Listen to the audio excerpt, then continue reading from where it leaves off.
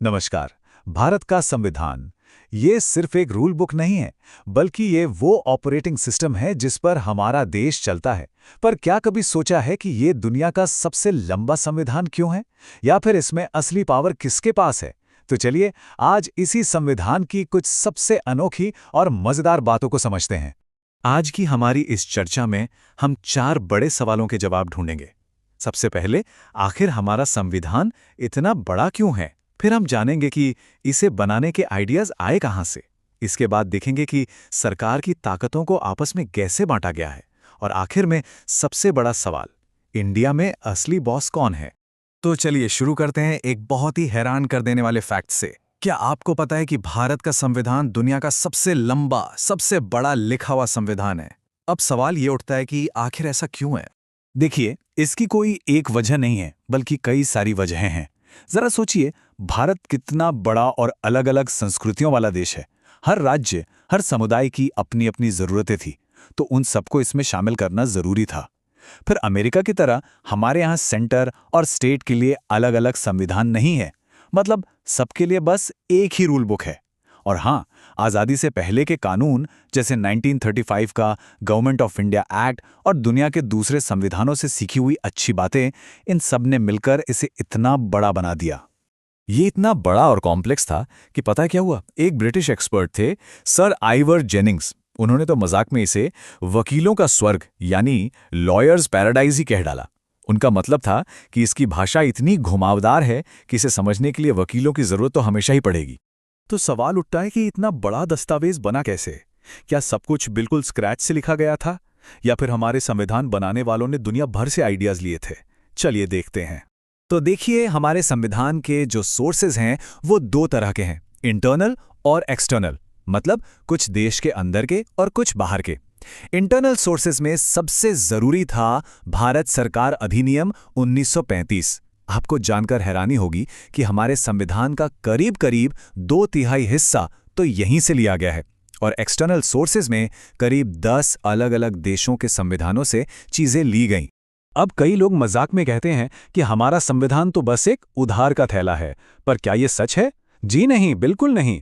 हमारे संविधान बनाने वालों ने दुनिया के अच्छे आइडियाज को सिर्फ कॉपी पेस्ट नहीं किया था। नहीं, उन्होंने हर एक चीज को स्टडी किया और फिर उसे भारत के हिसाब से, हमारी जरूरतों के हिसाब से ढाला। तो ये नकल नहीं, बल्कि अक्लमंदी थी। चलिए अब बात करते हैं कि हमारी सरकार चलती कैसे है। इसके पीछे एक बहुत ही पावरफुल आइडिया काम करता है, शक्तियों का बंटवारा यानी सेपरेशन ऑफ पावर्स। ये आइडिया दिया था मॉन्टेस्क्यू ने, और इसका सीधा सा मकसद था कि सारी की सारी पावर किसी एक इंसान या संस्था के हाथ में ना चली जाए। बिल्कुल आसान भाषा में समझें तो सरकार की पूरी ताकत को 3 हिस्सों में तोड़ दिया गया है। पहला, विधायिका यानी लेजिस्लेचर, जो कानून बनाती है। दूसरा, कार्यपालिका यानी एग्जीक्यूटिव, जो उन कानूनों को लागू करती है। और तीसरा, न्यायपालिका यानी जुडिशरी, जो ये पक्का करती है कि सब कुछ कानून के हिसाब से हो।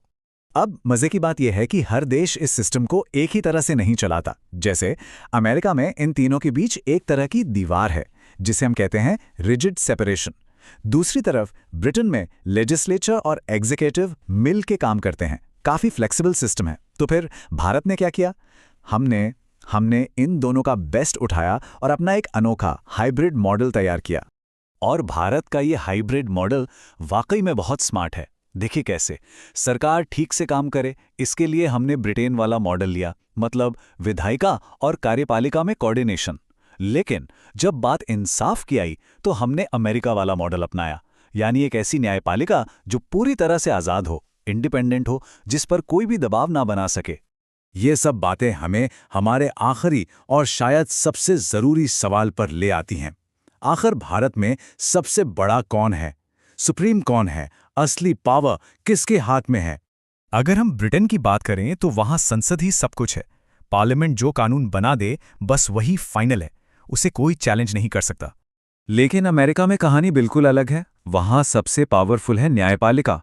वहां की सुप्रीम कोर्ट किसी भी कानून को ये कहकर रद्द कर सकती है कि ये संविधान के खिलाफ है। तो फिर भारत में कौन है बॉस? क्या संसद या न्यायपालिका? जवाब है, दोनों में से कोई नहीं। भारत में सिर्फ और सिर्फ एक ही चीज सुप्रीम है, और वो है हमारा संविधान। जी हां, यहाँ सरकार हो, नेता हो या हम और आप, सब के सब संविधान के नीचे हैं। और यही यही हमारे लोकतंत्र की सबसे बड़ी खूबी है। तो हमने देखा कि हमारा संविधान कितना खास और पावरफुल है। ये कोई ऐसी वैसी किताब नहीं है जिसे एक बार लिख दिया और बस। ये तो एक लिविंग डॉक्यूमेंट है जो वक्त के साथ हमारे देश के साथ बदलता है, ग्रो करता है। तो जाते जाते एक सवाल छोड़ता हूँ, आज के बदलते भारत में इस संविधान की कौन सी खूबी सबसे ज्यादा जरूरी लगती है? इस पर सोचिएगा जरूर।